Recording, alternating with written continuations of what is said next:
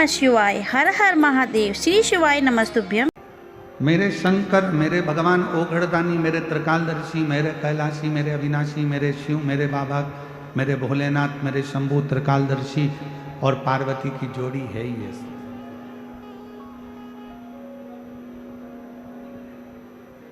एकांत में बैठे हैं, भगवान का भजन कर रहे हैं, स्मरण कर रहे हैं, संकीर्तन कर रहे हैं, मंत्र जाप कर रहे हैं, नाम जाप कर रहे हैं, नाम स्मरण कर रहे हैं। और फिर निवेदन करें, कभी अगर परमात्मा आप लोगों पर कृपा कर दे और भगवान शिव की करुणा, भगवान शंकर की दया, भगवान शिव की उदारता यदि आप लोगों पर हो जाए तो कम से कम रोज नहीं तो हफ्ते में एक बार अपने पति के साथ बैठकर शंकर भगवान की या राम जी की या कृष्ण जी की या किसी भी देवी देवता की हरि चर्चा, शिव चर्चा 10 मिनट की जरूर करना चाहिए, जरूर।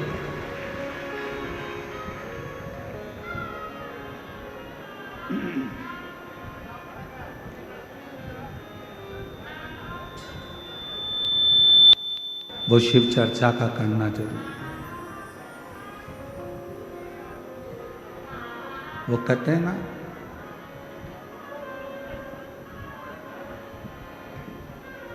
भोलेनाथ सुना दो ऐसी कथा जिसे सुनकर मैं भी अमर हो। मेरे बाबा सुना दो ऐसी कथा जिसे सुनकर मैं भी अमर हूँ।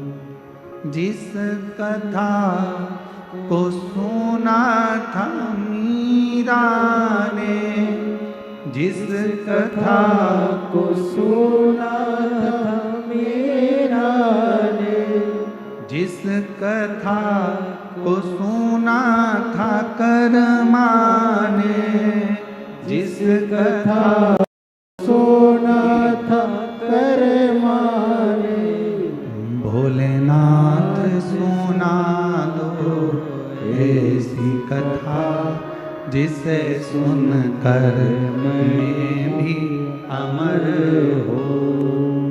मेरे बाबा सुना दो ऐसी कथा जिसे सुनकर मैं भी अमर हो। एक कथा मेरे जीवन में ऐसी सुना दो जिसको सुनकर मैं अमर हो जाऊं। आपको मालूम है, पार्वती जी के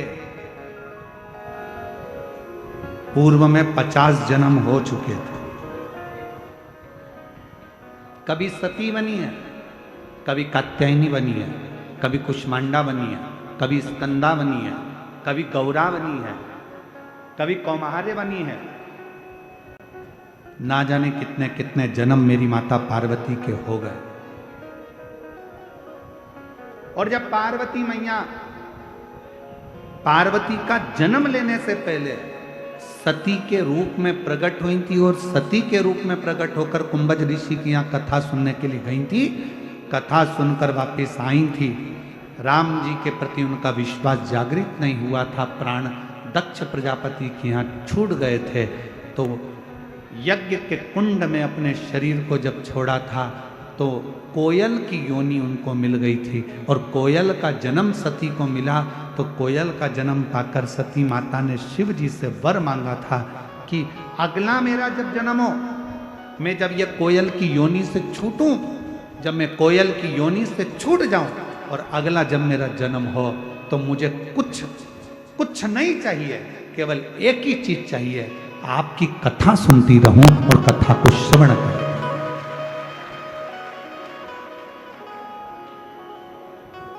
हनुमान जी ने क्या मांगा राम जी से? राम जी जाने वाले हैं, सरयू जी में समाने वाले हैं।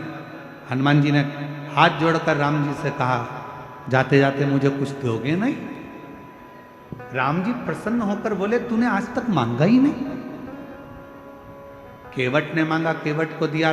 विभीषण ने मांगा, विभीषण को दिया। सुग्रीव ने मांगा, सुग्रीव को दिया। निषाद ने मांगा, निषाद को दिया। तूने कुछ मांगा ही नहीं। मांग, तुझे क्या चाहिए? बोल, तुम्हें क्या चाहिए? हनुमान जी ने कहा, बस इतनी कृपा कर दो, इस संसार सागर में मैं जब तक रहूं तब तक कथा सुनता रहूं और आपका भजन करता रहूं। कथा, भजन, कीर्तन करूं, मंत्र जाप करूं।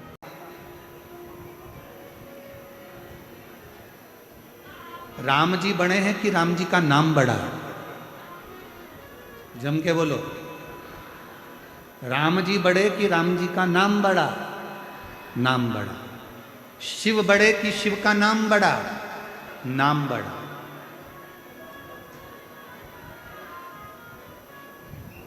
मकान मिले ना मिले,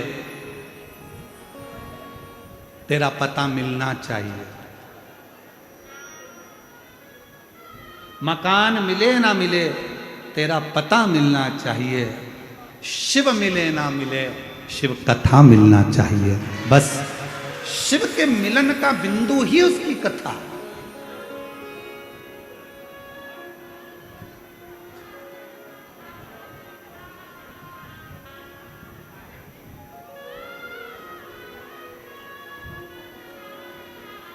तुम मिले ना मिले, मेरे बाबा तुम मिलो ना मिलो कोई बात नहीं। राम जी तुम मिलो ना मिलो कोई बात नहीं, आपकी कथा मिल जाए। भगवान से बड़ी भगवान की कथा होती है।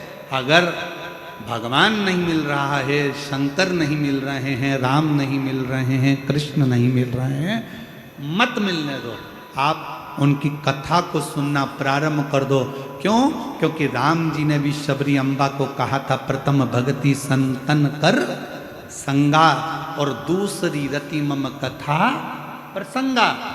संतों का सानिध्य कर, कथा सुन, कथा सुनती रहेगी। और सुन सबरी, तूने मातंग बाबा के कहने पर कथा सुनना प्रारंभ करी, मातंग ऋषि से राम की चर्चा करना प्रारंभ करी, कथा सुनती रही, कथा का मनन चिंतन करती रही, तो एक दिन राम को तेरे दरवाजे पर आना पड़ा। उसी तरह जब हम कथा श्रवण करते रहते हैं, कथा को सुनते रहते हैं, कथा सुनते रहते हैं, तो एक दिन मेरा शंकर तुम्हारे दरवाजे पर तुम्हारा दुख हरने के लिए आ ही जाता है, तकलीफ हरने के लिए आ ही जाता है।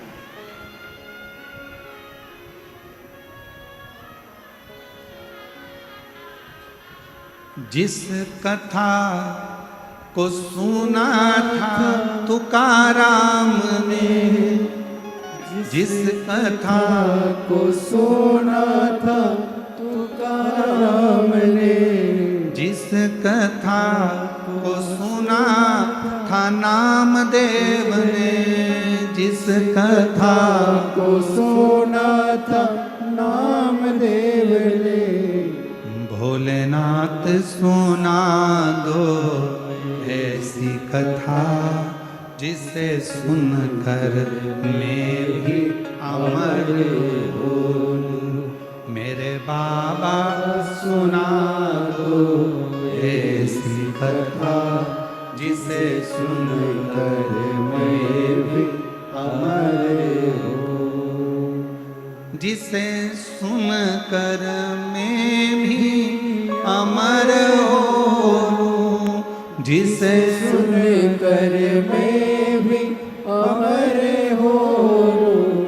डमरू वाले सुना दो ऐसी कथा, जिसे सुनकर मैं भी अमर हो। पार्वती जी का जन्म हुआ ही इसलिए है कि उनको कथा सुनना है,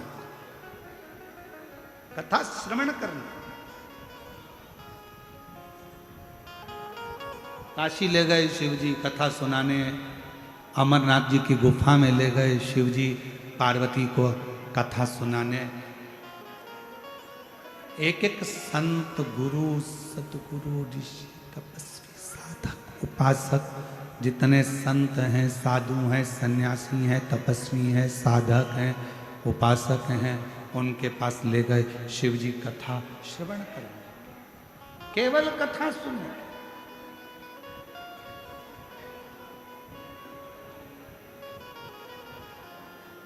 और फिर सुनो मेरी जीजियों, हरियो मेरी बीड़ वाली जीजी, और जितने मेरे बीड़ के जीजा बैठे हैं वो भी सुन लो, जीजियां सुन लो, मेरे बेटा बेटी माता बहन भाई सब सुनो ध्यान लगाकर।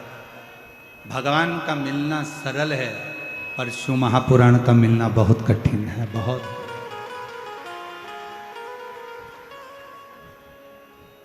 भगवान तो भजा तुमने और परमात्मा मिल जाता है, पर शिव पुराण के लिए तो तुम्हें सवेरे घर से निकलना पड़ता है 6-7 बजे, तब पहुंचना पड़ता है 9 बजे चाकरवाड़ी।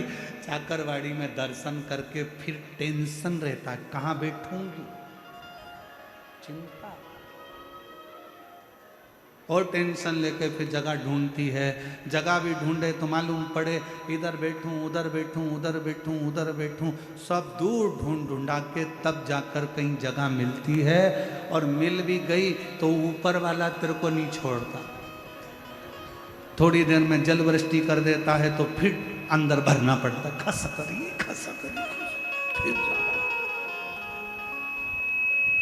फिर जाना पड़ता। कितनी मेहनत। शायद मैं महादेव महाराज जी आपको कहूं, शायद पूरी दुनिया की केवल एक ही कथा ऐसी होती है शिव पुराण, जिसको बड़ी मेहनत कर कर सुनना पड़ता है, बहुत मेहनत। अभी हम गाड़ी में आ रहे थे तो महादेव महाराज जी कह रहे थे बड़े भाव से, गुरु जी कल कोई कह रहा था महाराज जी कि 10-10, 12-12 किलोमीटर लंबा ट्रैफिक जाम रहता है, और 2 से 3 किलोमीटर दूर पार्किंग होती है, वहाँ से भक्तों को पैदल यहाँ आना पड़ता है। अब बताओ, इतनी तुम्हारा रिश्तेदार तुम्हारे यहाँ शादी का निमंत्रण देता है, 500 रुपये आने का 500 जाने का देता है, तुम्हारी शादी में विदाई में साड़ी देता है, मिठाई का डब्बा देता है, तो तुम उसके यहाँ नहीं जाते। वहीं गाड़ी खड़ी करोगे शादी के गार्डन के सामने, जानते नहीं हो बुआ हूँ लड़के की, ये फूफा है, मैं मामी, ये मामा है। गाड़ी बिल्कुल गार्डन के अंदर चाहिए, गार्डन के अंदर। पर मेरा भोलेनाथ जैसे कैलाश पर अगर कोई आता है तो उसको पहले दूर, जैसे लंका का राजा रावण अपने पुष्पक विमान में बैठकर जा रहा था और जाते जाते पूरे धामों में घूम लिया, पर उसका पुष्पक विमान नहीं रुका। जब कैलाश आया तो रावण का पुष्पक विमान भी आगे नहीं बढ़ पाया, ट्रैफिक में फंस गया। ट्रैफिक में पुष्पक विमान फंस गया था। रावण ने पूरी दम लगा दी, पूरी मेहनत लगा दी और कैलाश पर से विमान को उड़ाने लगा, नहीं उड़ा। आखिरी में विमान क्षतिग्रस्त होकर पुष्पक विमान जमीन पर गिर गया। जब रावण का विमान जमीन पर गिरा, रावण क्रोध में लाल हो गया, ये कैसे गिर सकता है, मेरा विमान है, कैसे आ गया। सामने नंदी बैठा था, मुस्कुरा दिया नंदी। नंदी ने कहा, लंकाधिपति ये शिव का धाम है, यहाँ थोड़ा पैदल चलना पड़ता है, तब जाकर सोने की लंका मिल जाती है। ये शिव का धाम है, जहां पैदल चलना पड़ेगा तो सोने की लंका मिल जाएगी। आज भी इतिहास शास्त्र हमारा साक्षी है कि कैलाश पर्वत पर कोई विमान उड़कर नहीं जाता है, आज भी कैलाश पर्वत को लांगा नहीं जाता है। और आज भी शास्त्र हमारे सम्मुख में वर्णन करता है कि भगवान शंकर के धाम, अगर तुमको लगता है कि मंदिर इतनी दूर है, उससे कम से कम 50 कदम दूर पर गाड़ी को रोक दो और पैदल पैदल शिव का नाम लेकर उसके दरवाजे तक जाना। खाली लौट कर नहीं आओगे, भरी झोली लेकर आओगे। लंकापति रावण को गुस्सा आ गया, आखिरी में उसने सोच लिया कि इस कैलाश पर्वत को उठाकर फेंक दूंगा। उठाया कैलाश पर्वत को और दम लगाने लगा उस कैलाश पर्वत को कि मेरा पुष्पक विमान नीचे उतर गया, मेरा पुष्पक विमान क्षतिग्रस्त हो गया। उठाने लगा, हाथ फंस गए उस कैलाश पर्वत के नीचे। चीख पड़ा, चिंगाड़ पड़ा, चिल्लाने लगा।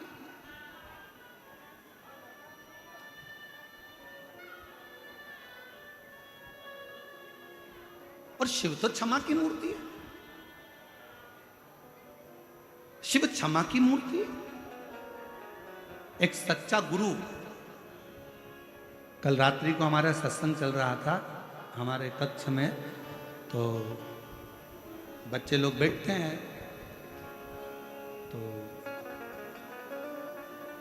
कक्ष में हमारे, हम माताओं को तो आने नहीं देते, परंतु हमने इनको कहा था बच्चे लोगों को, अगर महादेव महाराज के बेटे होन भी कोई आना चाहे तो कमरे में आने की मना नहीं। जब अपन सत्संग करते हैं उस समय रात्रि का हमारा समय रहता है, 9 सवा 9 बजे करीब हम लोग बैठे रहते हैं। तो रात्रि का हमारा सत्संग चल रहा था महादेव महाराज। उस सत्संग में बात निकली, आप ही की चर्चा निकली, और ब्राह्मण लोग बता रहे थे कि महादेव महाराज जी जब पूजन करने के लिए बैठते हैं तो गुरु जी, उनका इतना भाव रहता है पूजन के समय पर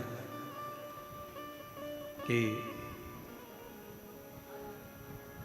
क्या बोला जा रहा है क्या नहीं बोला जा रहा उससे मतलब नहीं, उनको तो केवल जिसकी पूजन हो रही है उसका स्मरण, माउली माउली शिव शिव, बस उसका भजन उनकी घट की जिह्वा से चलता रहता। हमारे ब्राह्मण बता रहे थे ऐसा लग रहा था कि स्वयं शंकर की पूजन शंकर ही कर रहा था। फिर बात निकली आगे चलकर, तो बात निकली तो उसमें चर्चा निकली कि असली संत की, असली विद्वत्ता की, असली गुरु की पहचान,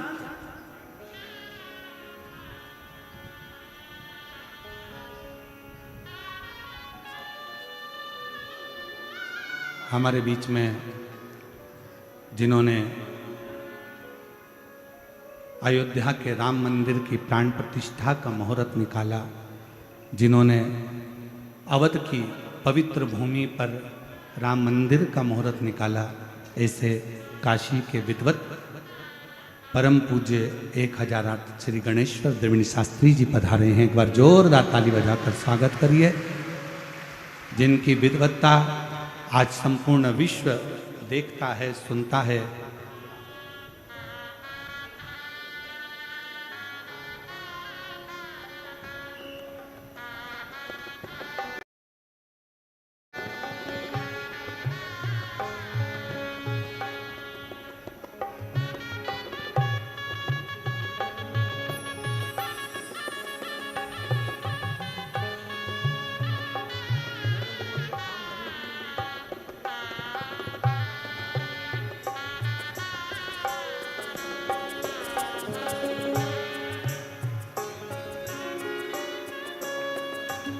एक बार जोरदार ताली बजाकर आप सभी का स्वागत, अभिनंदन, अभिनंदन।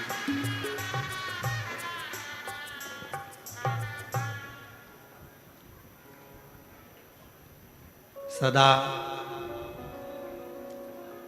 आपके रूप में आज शिव महापुराण में आपका आगमन, ऐसा लगता है स्वयं मेरे काशी के विश्वनाथ आकर विराजमान हुए हैं।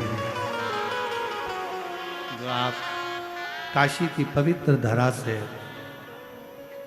इस पवित्र व्यासपीठ और पवित्र चाकरवाड़ी क्षेत्र श्री क्षेत्र में आप पधारे,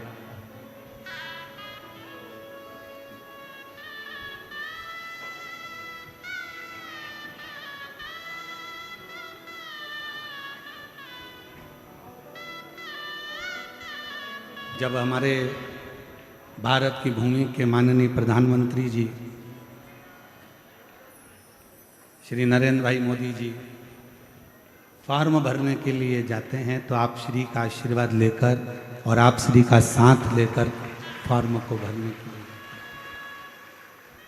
और युद्ध क्षेत्र में भी जो भारत और पाकिस्तान का एक युद्ध सम्मुख में आया, कब कैसे जवाब देना है उसका भी मुहूर्त का विचार आप ही के द्वारा किया गया है। एक बार जोरदार ताली बजाकर स्वागत। इस भव्य शिव महापुराण में काशी से आप पधारे, जो ऐसा लग रहा है कि स्वयं विश्वनाथ, काशी विश्वनाथ की करुणा, उनकी उदारता और उन्हीं की कृपा यहाँ स्वयं के रूप में आई है। और शंभु शरणे पड़ी मांगू घड़ी दुख काटो दया करी दर्शन आपो शंभु शरणे पड़ी मांगू घड़ी घड़ी दुख काटो दया करी दर्शन आपो। तो शिव कथा कर भगवान शंकर की कथा का संवाद कर।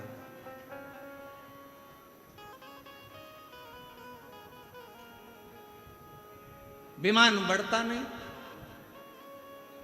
रावण को क्रोध आ गया, चिंगाड़ पड़ा, रावण चिल्ला पड़ा, मेरा विमान और यहां से जा नहीं सकता। उसको क्या मालूम कि यहां त्रिकालदर्शी कैलाशी अविनाशी भगवान शिव का निवास है।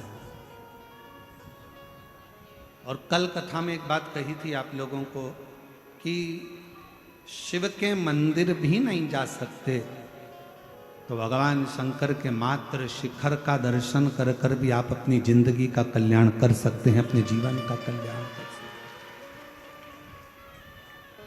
मात्र शिखर का दर्शन। और अभी आपको कथा में वर्णन किया कि 1000 योजन दूर बैठकर भी अगर कोई गंगा माता का नाम ले लेता है तो उसको भगवान नारायण का धाम वैकुंठ प्राप्त हो जाता है। और पूरे भूमंडल में बैठकर कहीं पर भी अगर शिव का नाम, विश्वनाथ का नाम, मेरे भगवान शंकर की काशी विश्वनाथ का, मेरे शिव का नाम अगर ले लिया जाता है तो उसका अगला जन्म मृत्यु लोक में होता ही नहीं, होता ही।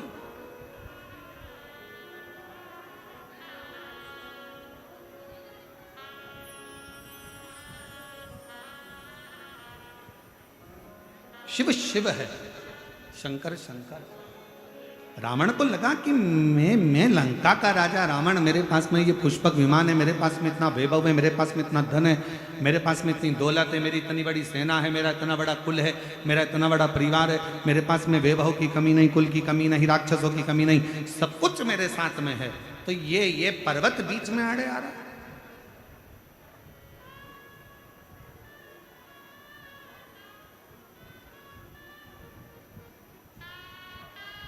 और ये पर्वत अगर बीच में आड़े आ रहा है तो इसकी श्रेष्ठता क्या? उठाना चाहा, नहीं उठा। समझ में आ गया कि गलती हो गई। शिव महापुराण की कथा में कल हम वर्णन कर रहे, शिव कथा कर रही है पार्वती जी का जो जन्म है, माँ पार्वती का जो अवतार है, पार्वती जी का जो प्रागट्य है, उसका होने का कारण ही केवल इतना है कि मुझे शिव की कथा, मुझे राम की कथा, मुझे भगवान की कथा श्रवण कर, केवल परमात्मा की। और भोलेनाथ सुना दो ऐसी कथा जिसे सुनकर अमर हो, मेरे बाबा सुना दो ऐसी।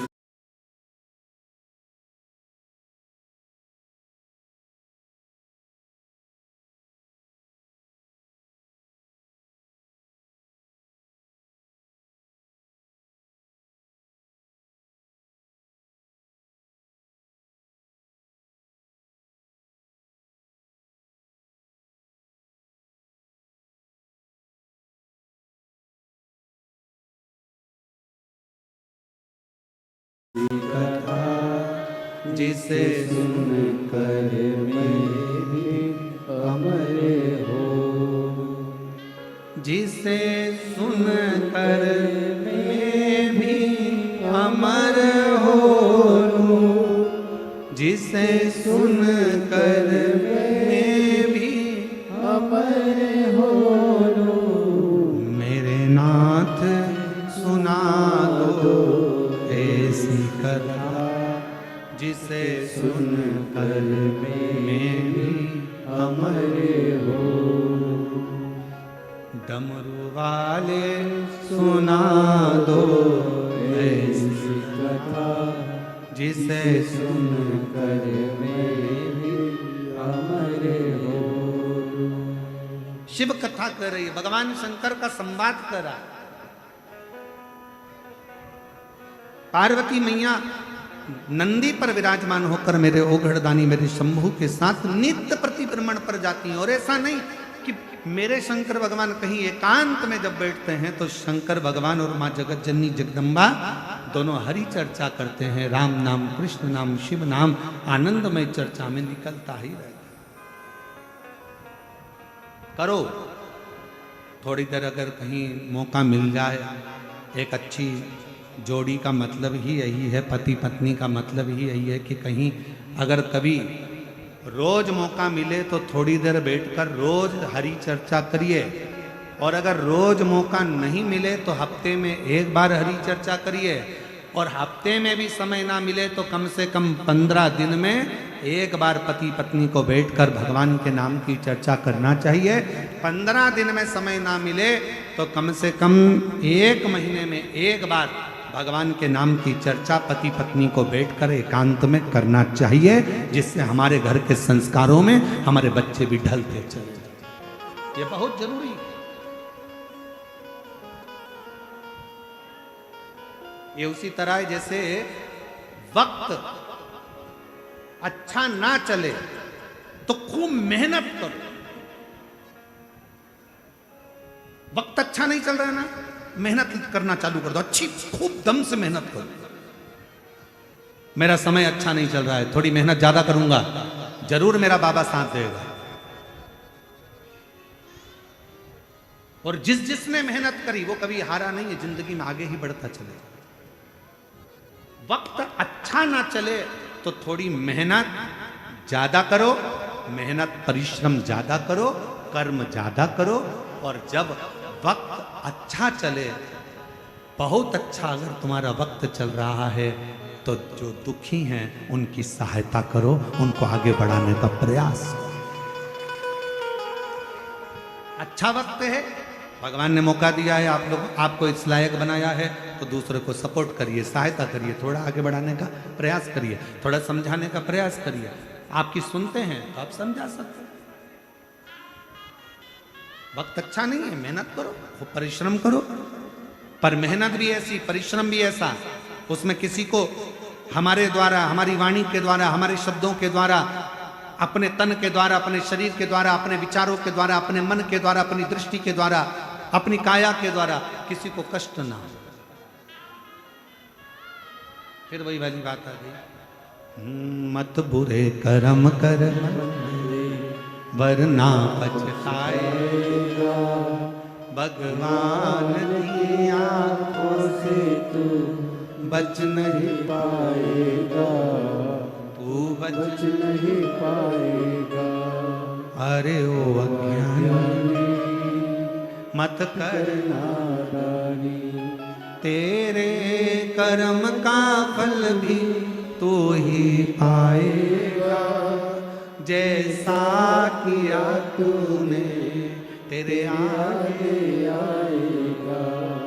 मत बुरे कर्म कर बंदे वरना पछताएगा, भगवान की आंखों से तू बच नहीं पाएगा, तू बच नहीं पाएगा। अरे ओ अज्ञानी मत करना, अरे ओ भगवान ने मौका दिया है, वैभव दिया, धन दिया, दौलत दी, सत्ता दिया, तुम्हें ज्ञान दिया, तुम्हें विद्वत्ता दी, तो अच्छा वक्त अगर परमात्मा ने दिया है तो उसको समर्पित करो दीनहीन की सेवा में।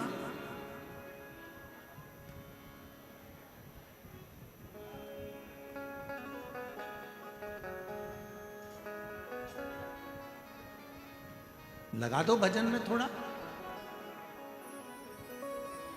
पार्वती मैया का नित्य विचार था कथा को श्रवण कर। अमरनाथ जी की गुफा में जाकर करा क्या मां जगत जननी जगदम्बा ने? केवल शिव जी से कहा मुझे कथा श्रवण करा दो, जिसके लिए मेरा जन्म हुआ है। मैं सती बनकर जन्मी थी। कुंभज बाबा के आश्रम में आप मुझे लेकर गए थे, पर वहां मैं कथा नहीं सुन पाई। मेरा मन नहीं लगा, मेरा चित्त नहीं लगा।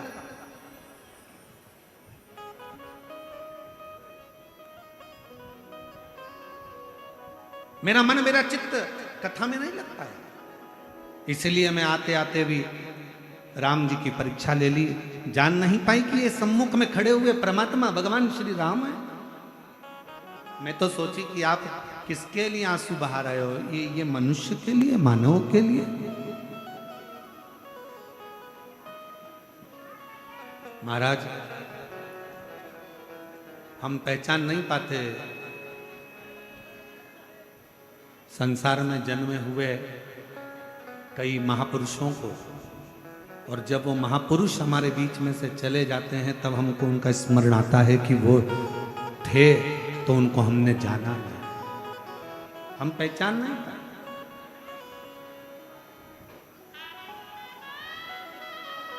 कुछ मौका लगा है प्राप्त।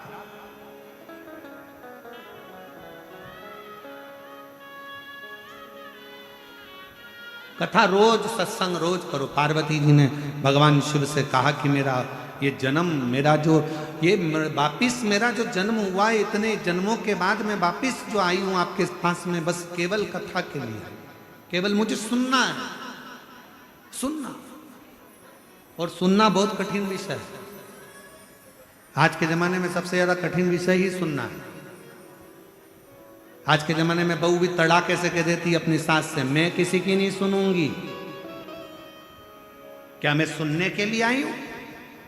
और सास भी तड़ाके से कह देती है, ये कल की आई, मैं इसकी सुनूंगी। बहू कह देती है मैं किसी की नहीं सुनूंगी, सास कह देती है मैं ये कल की आई इसकी सुनूंगी। बेटा कह देता है पापा मुझे तुम्हारी नहीं सुना। बाप कह देता है मैंने तुझे पैदा करा है, मैं तेरी नहीं सुनूंगा। पत्नी पति की नहीं सुने, सास बहू की नहीं सुने, बेटा बाप की नहीं सुने, बाप बेटे की नहीं सुने, भाई भाई कह देता है होगा अपनी जगह पे, मैं तेरी सुनना कौन, मैं तेरी सुनूंगा क्या? देवरानी जेठानी की नहीं सुनती, मुझे क्या करना तुझसे, मैं तुम्हारी नहीं सुनूंगी। कोई सुनने को तैयार नहीं है तो सुनेगा कौन? सियोर वाला महाराज सुने कौन?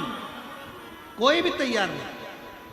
मैं तुम्हारी नहीं सुनूंगी, मैं तुम्हारा नहीं सुनूंगा, मैं तुम्हारी नहीं सुनूंगी। सास मना करे, बहू मना करे, बेटा मना करे, बाप मना करे, भाई मना करे, बंधु मना करे, सखा मना करे, दोस्त भी मना कर देते मैं तेरी नहीं सुनूंगा, रिश्तेदार मना कर देते मैं तुम्हारी नहीं सुनूंगा।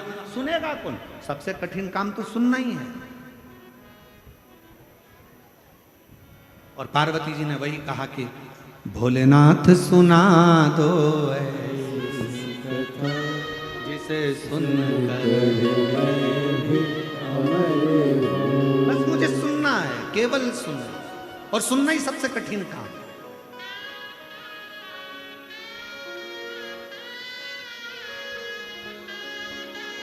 भगवान राम जी ने भी कहा ना सबरी को कि बस सुन ले। प्रथम भगति संतन कर संगा, दूसरी रति मम कथा प्रसंगा। सुनो, जितना सुनोगे उतना भगवान तुम्हारे नजदीक में आ जाएगा। राम जी को आने का कारण ही यही था कि शबरी ने मातंग बाबा की सुनी बहुत, अपने गुरुजन की सुनी बहुत, सुनती रही, कथा सुनती रही, सुनती रही, सुनती रही, और भगवान आ गए।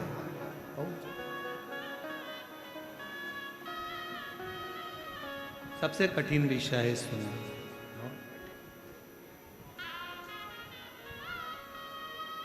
बहुत कठिन विषय।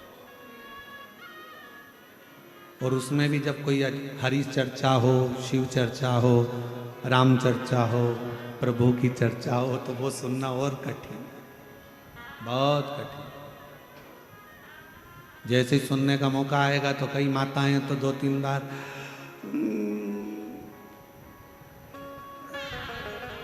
बहुत कठिन है सुनना, बहुत।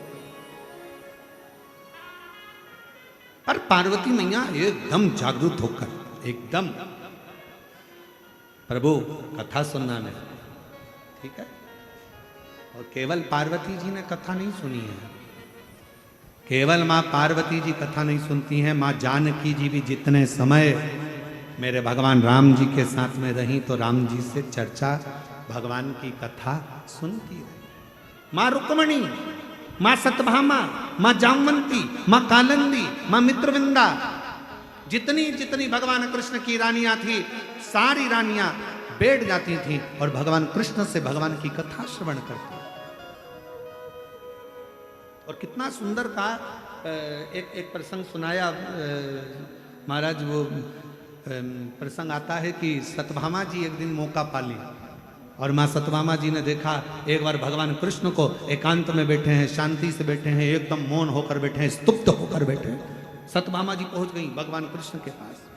तुरंत जब साधु, सन्यासी, तपस्वी, साधक, उपासक, कोई महात्मा, कोई विद्वत जन तुम्हारे नजदीक में हो और एकदम मौन होकर एकांत में बैठे हुए हों और तुम्हें लगे कि अभी कोई नहीं है, मुझे मौका मिल रहा है थोड़ी सी देर बैठकर मैं हरि चर्चा कर लूं, थोड़ा सत्संग कर लूं। कुछ मांगने की चर्चा नहीं, कुछ प्राप्त करने की चर्चा नहीं, केवल चर्चा कर लूं कि मेरा परमात्मा मुझे कैसे मिल सकता।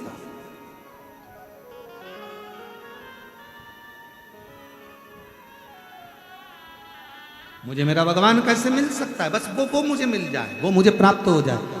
सतमामा जी ने विचार करा कि आज भगवान कृष्ण एकदम मौन होकर बैठे हैं, शांति से बैठे हैं, चुप बैठे हैं। प्रयास करती हूँ कि मैं थोड़ी देर जाकर उनसे चर्चा करती हूँ कि मैं कुछ सत्संग कर लेती हूँ। और सतमामा जी ने देखा ना रुक्मणी जी थी, ना मित्रवृंदा थी, ना लक्ष्मणा थी, कोई नहीं थी, ना जामन कोई।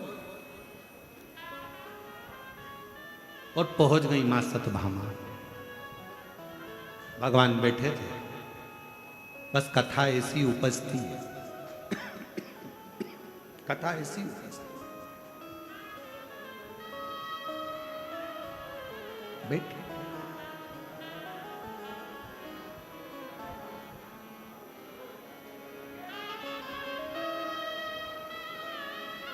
भगवान ने सतभामा जी को देखा,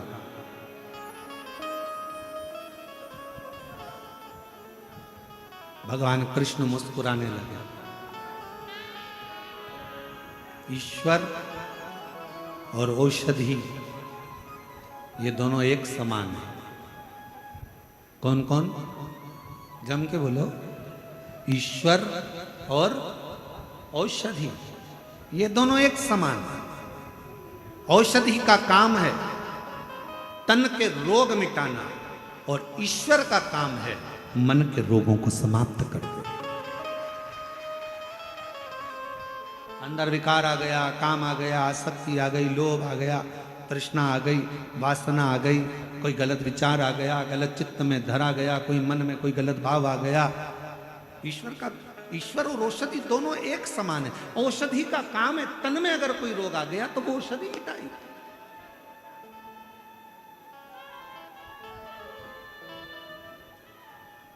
और ईश्वर का काम है मन में अगर कोई रोग आ गया, कोई मन में खलबली मची हुई है, होगा कि नहीं होगा, कैसे होगा, कहां से होगा, क्या होगा, कैसे होगा। ईश्वर का नाम ले लो, कोई आकर कह देगा भगवान का नाम लो सब अच्छा होगा, तो मन में थोड़ा सा धीर आ जाता है, मन में थोड़ी शांति आ जाती है कि ईश्वर हमको औषधि के रूप में मिला। औषधि के रूप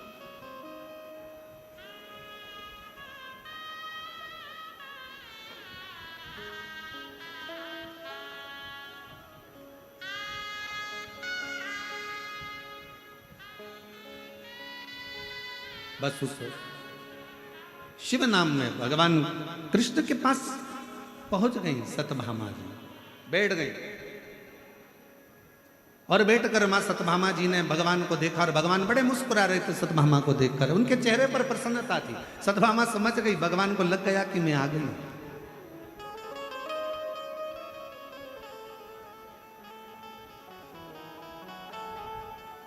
एक असली साधु संत तपस्वी की पहचान ही यही है। सामने खड़े हुए व्यक्ति का चेहरा देखकर वो जान जाते हैं कि इसको चाह क्या है, क्या चाह, इसके अंदर कितनी परमात्मा से मिलने की एक जिज्ञासा, एक ललकता इसके भीतर उत्पन्न हो, कितनी।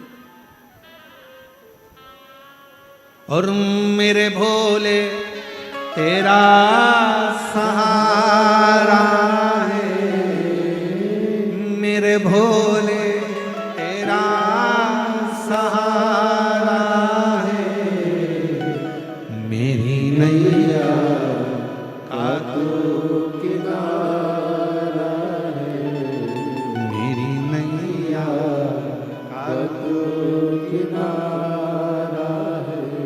मेरे बाबा तुझे पुकारा है, मेरे बाबा तुझे पुकारा है, मेरी नैया का तू किनारा है, मेरी नैया का तू। किनारा बस उसको पाने की लगता माँ भगवान कृष्ण मुस्कुरा दिए, सतमामा आकर बैठी उसको देखे, सतमामा जी समझ गई भगवान ने मुझे देख लिया, बस इतना जान गई। और भगवान कृष्ण मुस्कुरा कर बोले, सतमामा मैं जानता हूं तुम मेरे पास क्यों आई, किस लिए आई, क्यों प्रभु आप जानते हैं? हाँ पूछो, क्या पूछना है तुमको। भगवान कृष्ण से सतमामा जी ने पूछा, मेरे पास में आप जैसे मुझे पति मिले,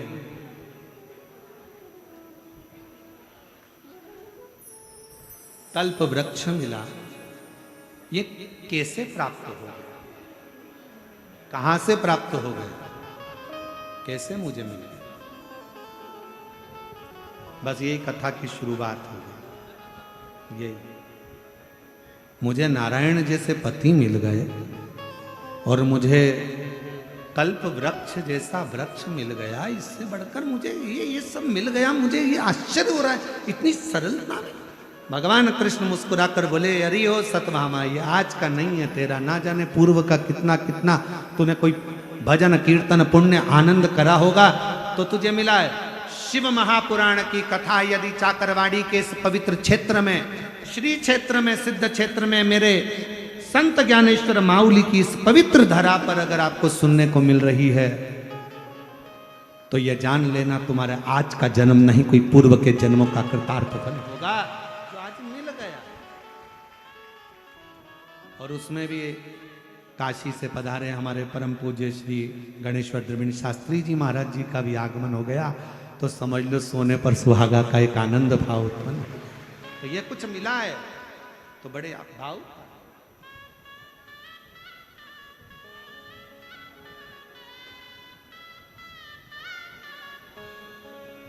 शिव कृपा, इसलिए वो कहते हैं ना, हे बोड़ा शंकरा, हे बोड़ा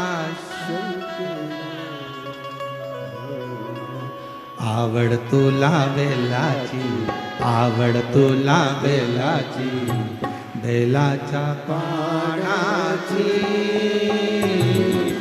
हे भोळा शंकरा, शंकरा, हे भोला शंकरा, आवड़ तुला बेलाची, आवड़ तुला बेलाची, बेलाचा पाणाची, हे भोला शंकरा, शंकरा, हे भोला शंकरा, शंकरा, हे भोला शंकरा, आवड तुला बेलाची, आवड तुला बेलाची, बेलाच्या पानाची, बड़े भाव से। हे भोला शंकरा, शंकरा, हे भोला शंकरा, आवड़ तुला बेलाची, आवड तुला तुला बेलाची बेलाच्या पानाची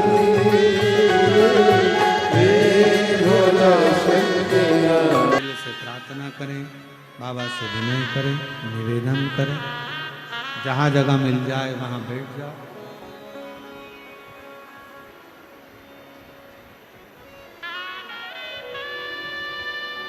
हृदय से प्रार्थना करिए। देखो भीड़ ज़्यादा है, शिव भक्त ज़्यादा संख्या में हैं, मानते हैं, पर व्यवस्था जमाते हुए बड़े आराम से बैठे।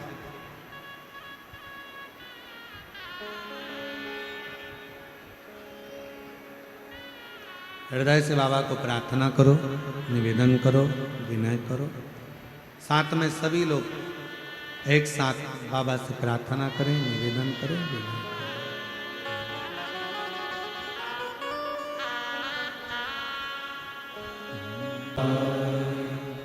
नमस्तु श्री शिवाय, नमस्तु श्री शिवाय, नमस्तु श्री शिवाय, नमस्तु श्री शिवाय, नमस्तु भोला सब दुख काटो ओ भोला सब दुख काटो शिव शंकर जपो तेरी माला, भोले बाबा जपो तेरी माला, भोला सब दुख काटो ओ भोला सब दुख काटो। वेश है मंगल मंगलकारी, वेश है मंगल मंगलकारी, शमशान वासी हमारा, शमशान वासी हमारा, ओ भोला सब दुख काटो ओ भोला सब दुख काटो।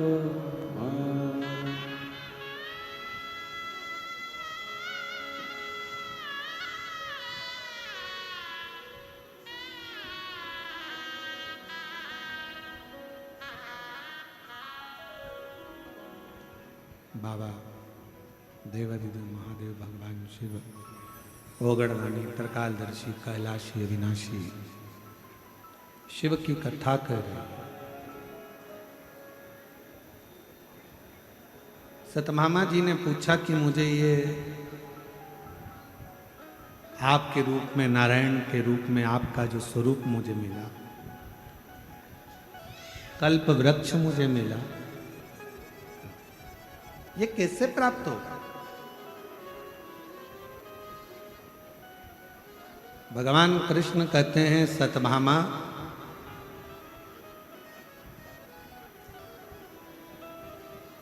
मायापुरी में एक देव शर्मा नाम के ब्राह्मण हुए। आंतरी गोत्र में उनका जन्म हुआ था।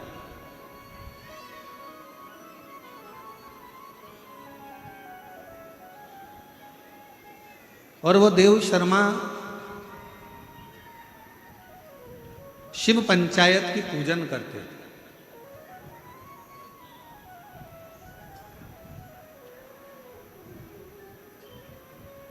सूर्य नारायण भगवान की, भगवान विष्णु की, भगवान गणेश जी महाराज की, मेरे देव अधिदेव महादेव की, मां जगत जननी की। और वो देव शर्मा का नियम था, सूर्य नारायण भगवान को अर्घ देना, भगवान नारायण का मंत्र जाप करना, शिवालय में जाकर दीपदान करना, भगवान गणेश और मां आद्य शक्ति दुर्गा की आराधना। सतभामा, उनकी एक अवस्था जाती चली गई और उनके घर में संतान का सुख नहीं आया। बड़े दुखी थे।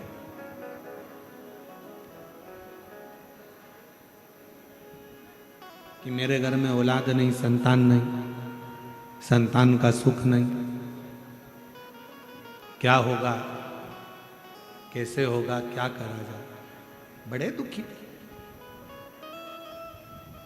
पर कभी कभी एकांत में बैठकर अपने मन को समझा लेते थे कि जो मेरे शिव की कृपा होगी, जो मेरे नारायण की कृपा होगी, वो मेरे को प्राप्त होगा। एक अवस्था ढलने के बाद में समय के अनुसार देव शर्मा ब्राह्मण के घर में एक बेटी ने जन्म लिया।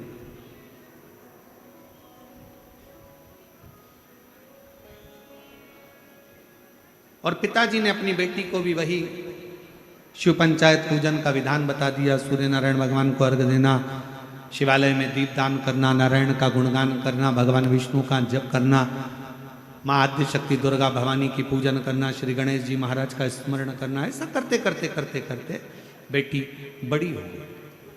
अब बेटी बड़ी हुई तो पिता के मन में भाव जागृत हो गया कि मैं इस बेटी को किसको दूं, किसको प्रदान करा जाए।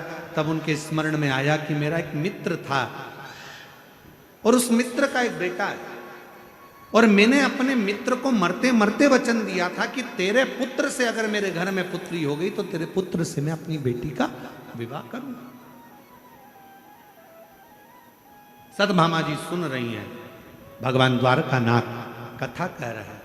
कहते कहते समय निकला और भगवान कथा सुनते सुनते जब समय निकल गया, तब सतभामा जी एकदम स्थिर होकर उस कथा का लाभ ले रहे, स्थिर हो गई। जैसे मां आद्य शक्ति दुर्गा भवानी जगत जननी मां पार्वती जी अमरनाथ जी की गुफा में जब कथा श्रवण करने के लिए बैठती हैं, नंदी को दूर छोड़ दिया जाता है, सर्प को दूर छोड़ दिया जाता है। यहां तक भगवान शंकर जब कथा कहने के लिए बैठते हैं तो मां आद्य शक्ति को त्रिशूल देकर कहते हैं कि इस पूरी स्थान से सारे जीव जंतुओं को यहां से भगा दिया जाए, क्योंकि मैं आपको कथा श्रवण करा रहा हूं।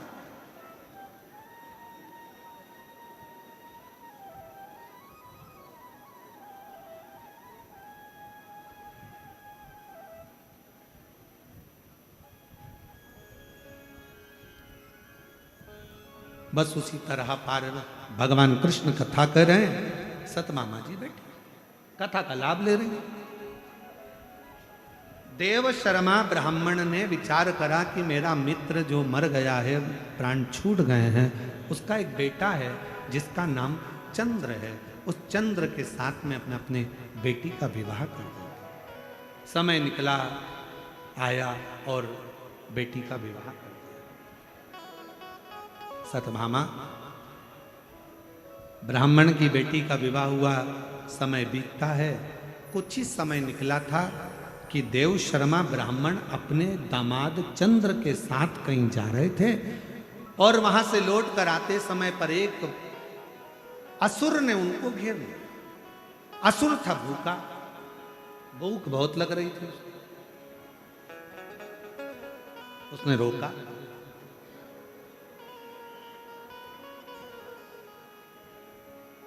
दोनों को पकड़कर वो खा गया। चंद्र ने कभी शिव की आराधना नहीं करी। जो देव शर्मा ब्राह्मण के जो दामाद थे, उसने कभी शंकर की आराधना नहीं करी थी, कभी नारायण की आराधना नहीं करी थी, कभी किसी देवता की आराधना नहीं करी थी।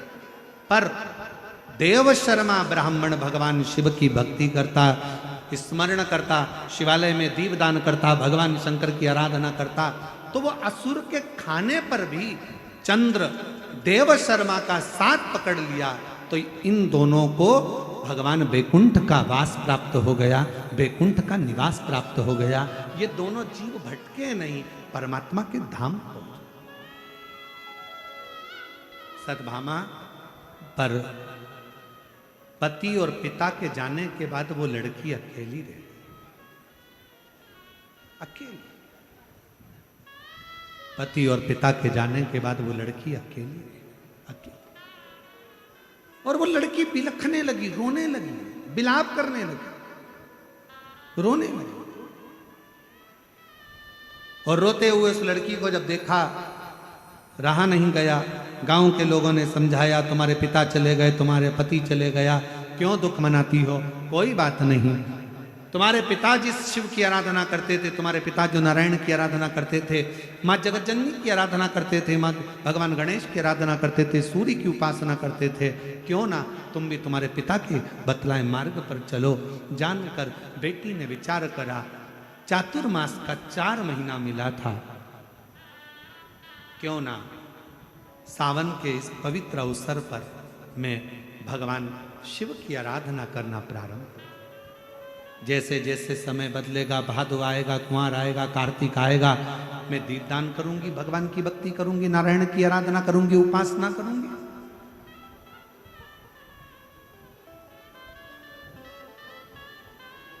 भगवान कृष्ण कहते हैं, सत्यभामा, उस लड़की ने पिता और पति के जाने के बाद अपने पिता के जो मार्ग थे उसी मार्ग पर चलकर भगवान की आराधना करना प्रारंभ करी। नित्य प्रति जाना, शिवालय में सफाई करना, अर्चना करना, दीपदान करना। ऐसे बीतते बीतते सावन बीत गया, भादो आ गया, भादो महीने में भगवान नारायण की आराधना करना। कुंवर आ गया, फिर कार्तिक आ गया, कार्तिक में माँ तुलसा महारानी को दीपदान करना, बेलपत्र के वृक्ष के नीचे बुआरी लगा, आंवले के वृक्ष के नीचे बैठकर अखंड जाप करना और भगवान शिव की आराधना, नारायण के मूल मंत्र की आराधना करना। ओम नमो भगवते वासुदेवाय, ओम नमो भगवते आराधना। शिव नाम का स्मरण करती, बेलपत्र के वृक्ष के नीचे बुआरी लगा देती, तुलसा जी में दीप लगा देती, आंवले के वृक्ष के नीचे बैठकर जप किया करती। मौका मिलता तो बेलपत्र के वृक्ष के नीचे बैठकर पंचाक्षर षडाक्षर मंत्र का जप किया करती। नमः शिवाय, ओम नमः शिवाय स्मरण कर। समय बीत गया, चतुर्मास पूर्ण होने वाला था। इतने में स्वयं भगवान नारायण और भगवान विष्णु का मिलन हुआ और मिलन होने पर भगवान नारायण ने भगवान शंकर जी से कहा कि ये आपकी आराधना करती। शिव जी बोले, आराधना तो आपकी भी करती। भगवान नारायण बोले, पर मैं वैकुंठ लोक का अधिपति हूं, ब्रह्मा ब्रह्मलोक के अधिपति हैं। भोले बाबा, हे विश्वनाथ, हे शंकर, हे उघड़दानी, आप मृत्यु लोक के अधिपति हो।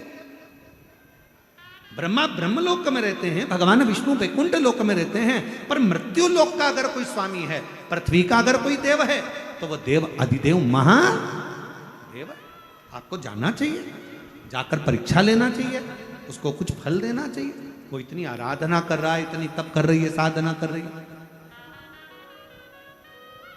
और मेरी जीजियों, ओ मेरी बीड़ की जीजियों, मेरे जीजाओं, मेरी बेटियों, बेटाओं, माताओं, मेरे भाई, मेरे बुजुर्ग, माता पिता तुल्य मेरे भाई बंधु जो बैठे हैं, मैं निवेदन करूं आपसे, आपने अगर दिल से भगवान शंकर के मंदिर में 1 लोटा जल चढ़ाया है, आपने दिल से कहीं पर भी बैठकर मेरे विश्वनाथ को, मेरे शंभू को, मेरे शंकर को पुकारा है, मेरा ओघड़दानी कैलाश छोड़कर, काशी छोड़कर तुम्हारा दुख हरने के लिए तुम्हारे दरवाजे पर जरूर पहुंचा।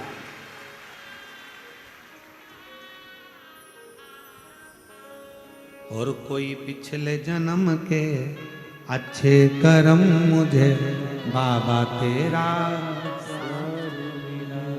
कोई पिछले जन्म के अच्छे कर्म मुझे बाबा तेरा, जहाँ सारी दुनिया झुकती है, जहाँ सारी दुनिया झुकती है, मुझे वो आली दरबार मिला, दरबार पिछले जन्म के अच्छे कर्म मुझे बाबा तेरा।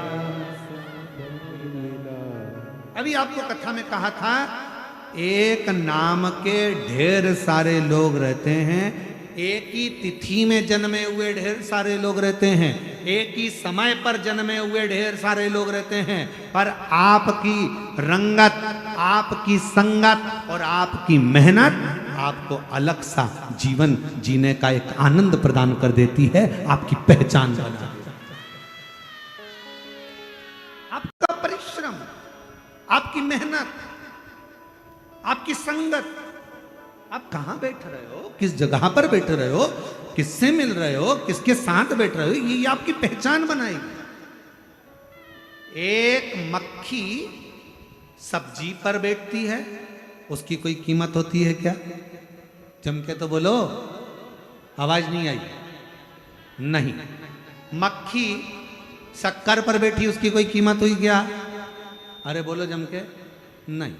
मक्खी जूता चप्पल पर बैठी, उसकी कोई कीमत हुई क्या? नहीं। पर वही मक्खी उड़ते उड़ते सुनार की दुकान पर चले जाए और सुनार सोना तोल रहा हो, उस सोने पर मक्खी अगर बैठ जाए तो मक्खी भी 5,000 की हो जाती है। कहां बैठी है वो देखा। सब्जी पर कीमत मक्खी की नहीं है, जूते पर बैठी मक्खी की कीमत नहीं है, फल पर बैठी मक्खी की कीमत नहीं है।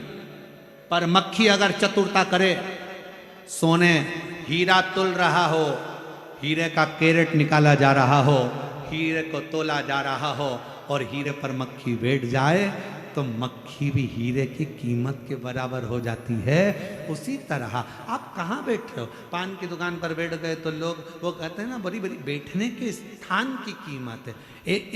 एक ड्राइवर अपनी जगह से उठ गया, उसकी जगह पर कोई दूसरा बैठ गया, जितने लोग निकल के जा रहे थे वो एक ही बात कर रहे थे, ड्राइवर साहब गाड़ी कितनी देर में चलेगी? फिर किसी ने कहा, ड्राइवर साहब कहां जा रही है बस?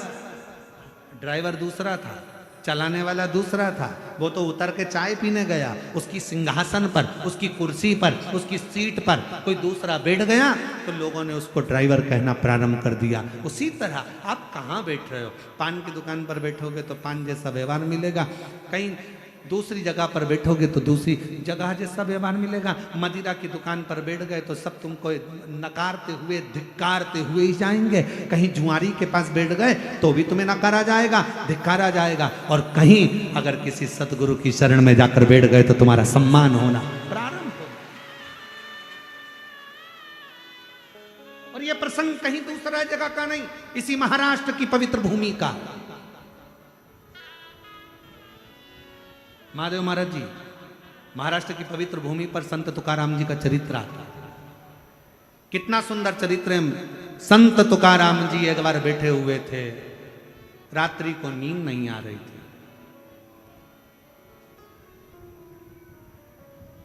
चार चोर चोरी करने जा रहे थे।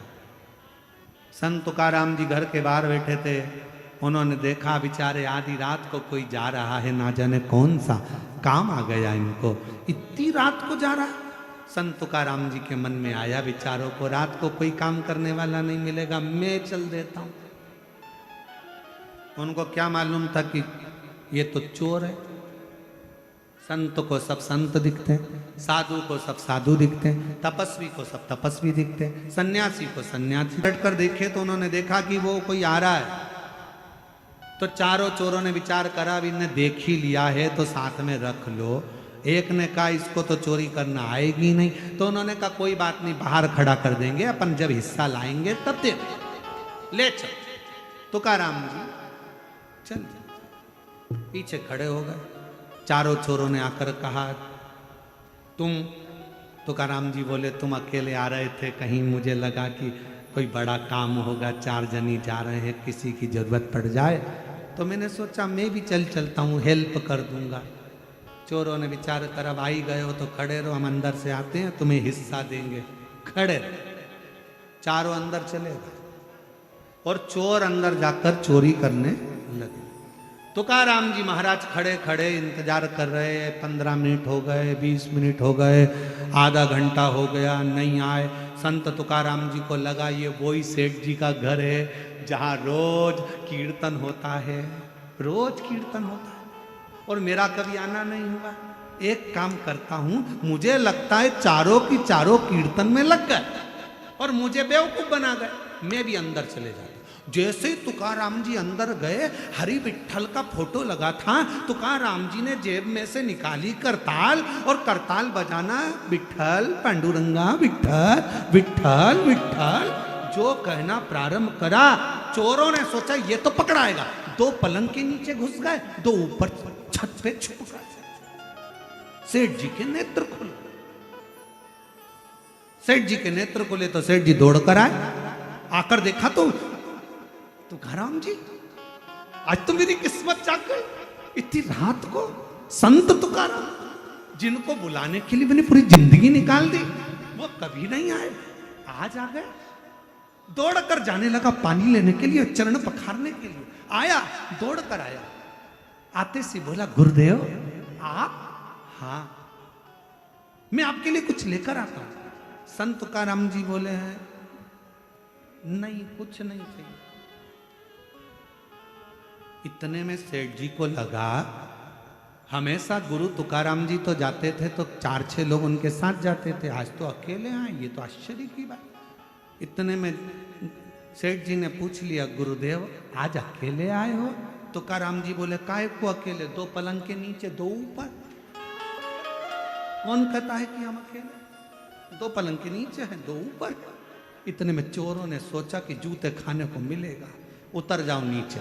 चारों निकल कर बाहर आ गए। सेठ जी अंदर गए, चारों के लिए माला लाकर पहनाए, 5 को माला पहनाए, तुकाराम जी को भी पहनाई, चारों को भी पहनाई, 5 को पानी पिलाए, अंदर जाके श्रीफल लाए, सोने की मुद्रा लाए, 5 को मुद्रा दी, माला पहनाकर संत तुकाराम जी से पूछा, आज आप कैसे आ गए? तुकाराम जी बोले, ये मेरी नहीं, इन चारों की इच्छा थी तो आ गया। मेरी, इन चारों की इच्छा थी, आ गया। तुकाराम जी वापिस जाने लगे। सेठ जी हाथ जोड़कर कहने लगे, वापिस कब कृपा करोगे? तुकाराम जी बोले, जब ये चारों लिए आएंगे, जब ये 4 लेकर आएंगे। चल दिए। बाहर निकलते से ही चारों चोरों ने तुकाराम जी के चरण पकड़ लिए। जितनी बार चोरी करते पकड़ाते थे उतनी बार जूता खा के आते थे। आज पहली बार चोरी करते पकड़ाए तो गले में माला पहनकर आ रहे हैं। ये आपकी करुणा है, ये आपकी उदारता है, ये आपकी दया है, ये आपकी कृपा है। संगत, रंगत और मेहनत व्यक्ति की पहचान बना देता है। आप किसके साथ बैठ रहे हैं? मक्खी हीरे के साथ बैठी कीमत वाली हो गई, मक्खी सोने के साथ बैठी कीमत वाली हो गई। मक्खी अगर सब्जी पर बैठती तो कोई कीमत नहीं थी, फल पर बैठती कोई कीमत नहीं थी, मक्खी जूते पर बैठती कोई कीमत नहीं थी, पर वही मक्खी की कीमत हीरे और सोने पर आ जाती है। उसी तरह आप और हम किसी संत सदगुरु या परमात्मा की संगत में जाकर बैठते हैं तो हमारी भी कीमत बढ़ती चली जाती है।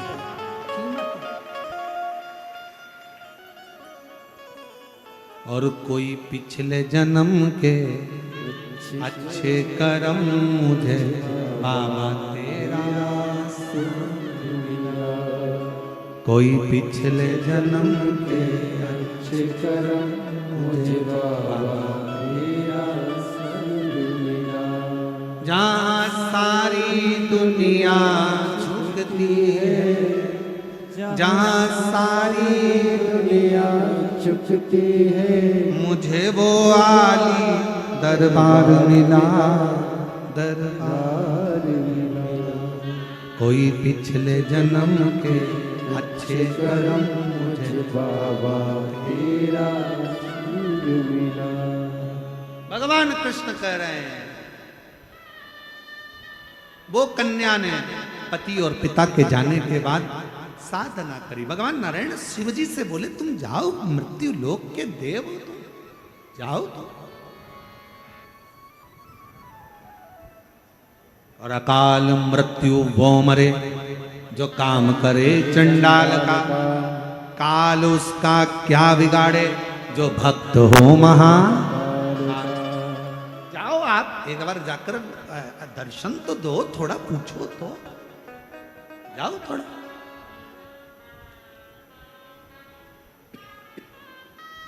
विनय करो, जाओ जाओ। देवादि ने महादेव ने एक बूढ़े का रूप ले लिया, बुजुर्ग का रूप।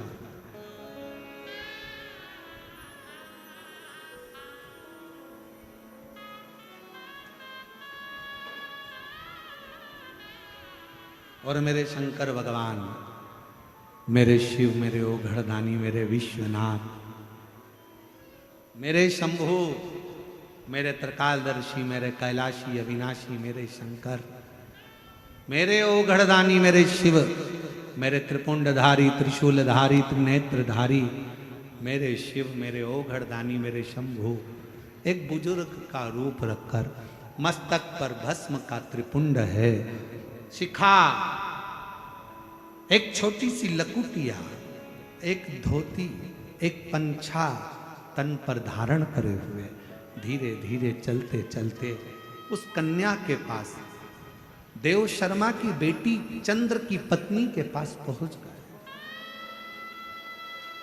मायापुरी में पहुंचे। ए बेटा, भूख लग रही। भगवान कृष्ण कथा सुना रहे हैं। ए बेटा, भूख लग रही, कुछ भोजन मिलेगा क्या? कन्या ने कहा कि ये भोग लगाने के लिए मैं मंदिर में लेकर जा रही थी शिव जी के,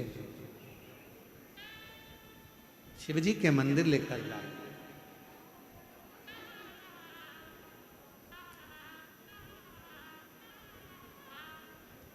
अगर आपको भूख लगी है तो आप खा लीजिए। मेरे महाराष्ट्र के संतों ने यही चीज तो सिखाई है।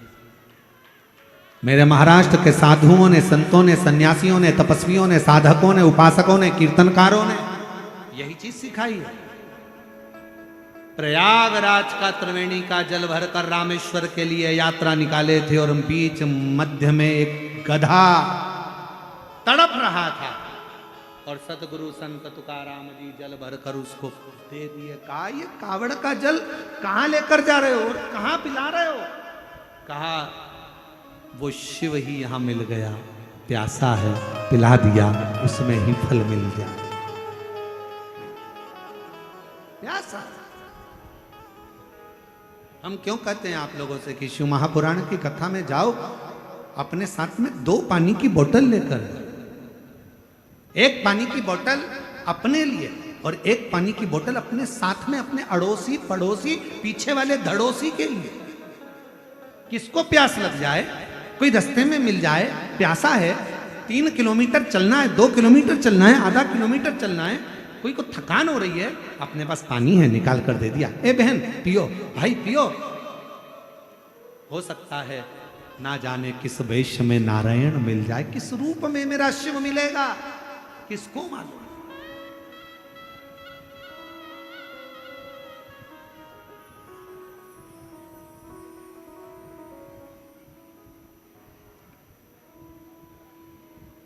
किस रूप में मिलेगा।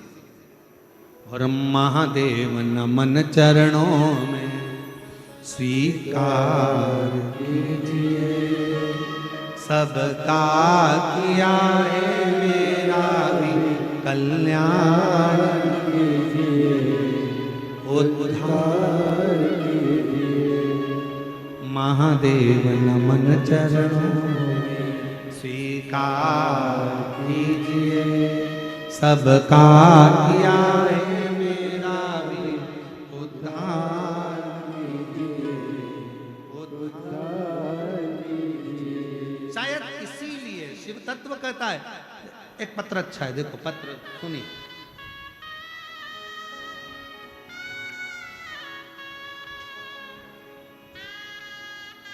गोविंद यादव अंबा जोगाई से हैं, कहीं बैठे हों तो आ सकते हैं एक बेलपत्र लेने के लिए।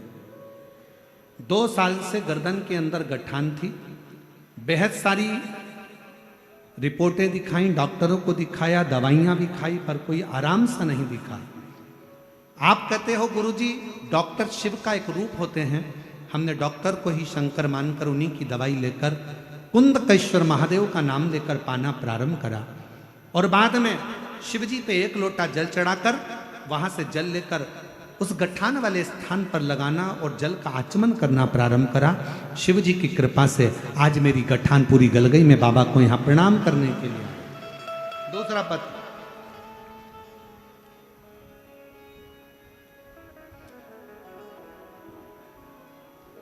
मैं सुनीता विजय सिंह टिकले, जिला धाराशिव, गांव खेड़ा, महाराष्ट्र से हूं। मेरा मोबाइल नंबर ये है। पत्र को आप लोग एलईडी पर आस्था चैनल पर पढ़ सकते हैं। मेरी बेटी 2024 से नीट का एग्जाम दे रही थी, या उसकी परीक्षा क्लियर नहीं हो पा रही थी। तब एक बार की क्लियर नहीं हुई, विचार करा क्या करा जाए। तभी मेरी बेटी से कहकर हमने भगवान शिव के मंदिर भेजना प्रारंभ करा, एक लोटा जल चढ़ाना प्रारंभ करा, और पंढरपुर में जो आपकी कथा हुई उसको श्रवण कराई। तब बाबा की कृपा ऐसी हुई, 3 साल पहले से बेटी एग्जाम दे रही थी, और 2024 में मेरी बेटी ने 652 नंबर प्राप्त कर कर नीट का एग्जाम क्लियर करा।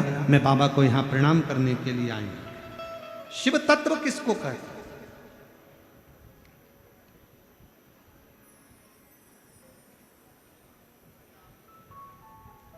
और महादेव नमन चरणों में स्वीकार कीजिए, सबका किया है मेरा भी उद्धार कीजिए, उद्धार कीजिए।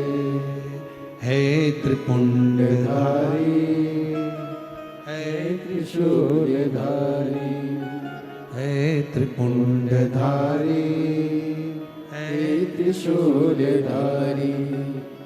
चरणों में तेरे बाबा पावन है चारों धाम।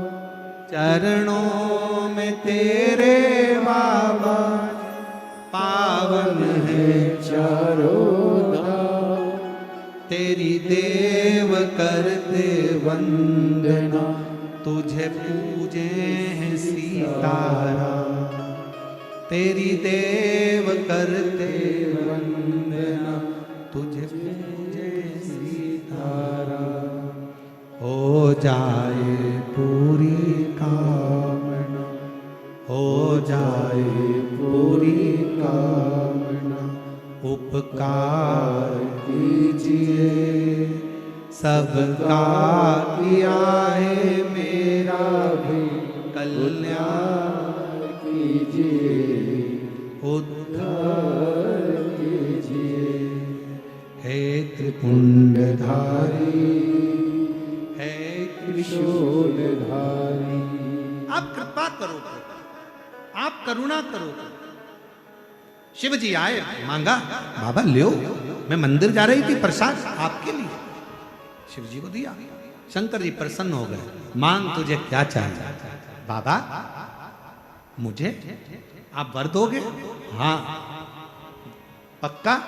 हाँ। कौन हो आप? कन्या ने पूछा, लड़की ने पूछा कौन हो? शिव कहते हैं मैं विश्वनाथ, दुनिया का भरण पोषण करने वाला शिव। आज मेरा शंभू मेरे सामने आ गया।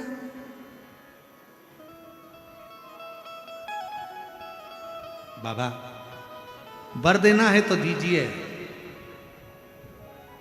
पिता रूपी कल्प वृक्ष मिले और नारायण जैसा पति मिले, इससे ज्यादा कुछ नहीं चाहिए। पिता जैसा कल्प वृक्ष मिले, नारायण जैसा पति मिले, इससे ज्यादा कुछ नहीं चाहिए। भगवान शंकर ने उसी समय कह दिया, द्वापर में तुम्हें नारायण जैसा ही पति, नारायण का ही अंश अवतार भगवान कृष्ण मिलेंगे। तुम सतभामा बनकर जन्मोगी, तुम्हारे यहां कल्प वृक्ष भी प्राप्त होगा। ये उसकी उदाहरण। भगवान कृष्ण कह रहे हैं सतभामा तुम्हारी पूर्व की करी हुई भक्ति, फिर वही बात आ गई, कोई पिछले जन्म के अच्छे कर्म मुझे बाबा तेरा साथ, पूर्व का कर्म।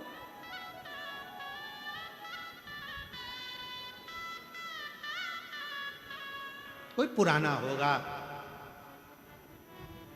जो चाकरवाड़ी की इस पवित्र भूमि पर, संत ज्ञानेश्वर माउली जी की इस पवित्र धरा पर मैं महादेव महाराज जी आपको धन्यवाद देता हूं जो इतने शिव भक्तों को आपने ये शिव महापुराण की कथा श्रवण कराने का सौभाग्य।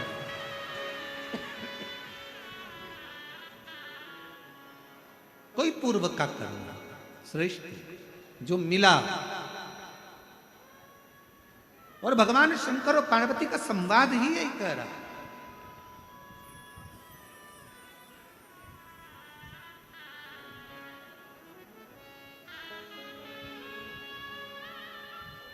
जिस समय पर तारकासुर का संहार करना था,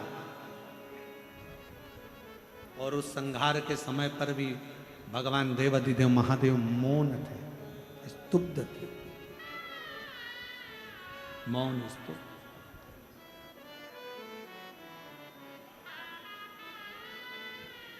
क्योंकि मालूम है ये शिव भक्त है, भले असुर है, पर उसकी वृत्ति में शंकर समाया है, और शिव शिव है, शंकर शंकर है, ओघड़दानी ओघड़दानी। और उसी की कृपा, उसी की उदारता है जो पार्वती जी शिव जी के साथ में बैठकर एकांत में शिव तत्व को धारण करें। हमारे बीच में परम पूज्य पंडित श्री गणेश्वर द्रविणी शास्त्री जी हमारे बीच में विराजमान हैं। मैं निवेदन करूं आपका कुछ देर का संबोधन, आशीष वचन आप और हम सबको प्राप्त हो, और संपूर्ण सभी से निवेदन करूं एक बार जोरदार ताली बजाकर परम पूज्य गुरुदेव का आशीष वचन आप और हमको पंडित श्री गणेश्वर द्रविणी शास्त्री जी महाराज काशी से, जिन्होंने सुंदर राम मंदिर की प्राण प्रतिष्ठा मुहूर्त हो, राम मंदिर मुहूर्त हो, अन्य मुहूर्तों को निश्चित करा और भारत को एक अलग ऊर्जा, भारत को गौरवान्वित करने के लिए दी है। ऐसे परम पूज्य गुरुदेव का एक बार जोरदार ताली बजाकर स्वागत करेंगे। और विष्णु गुरुदेवो महेश्वरः गुरु साक्षात् परब्रह्म तस्मै श्री गुरवे नमः। भगवत भक्ति करने के लिए मनुष्य की सृष्टि करते समय भागवत में कहा ब्रह्मावलोकधिषणम मुदमाप देवः, परमात्मा को जानने की बुद्धि इस मनुष्य शरीर में छिपी है। उसको संत महात्मा लोग अपने कथा उपदेश आदि के द्वारा जागृत करते हैं। ये महाराष्ट्र संतों की भूमि है, यहाँ अधिक मात्रा में संतों का प्राकट्य हुआ है। इस कलयुग में भगवान नाम के सिवाय, भगवत कथा के सिवाय उद्धार का कोई मार्ग नहीं है, ये सिद्धांत है।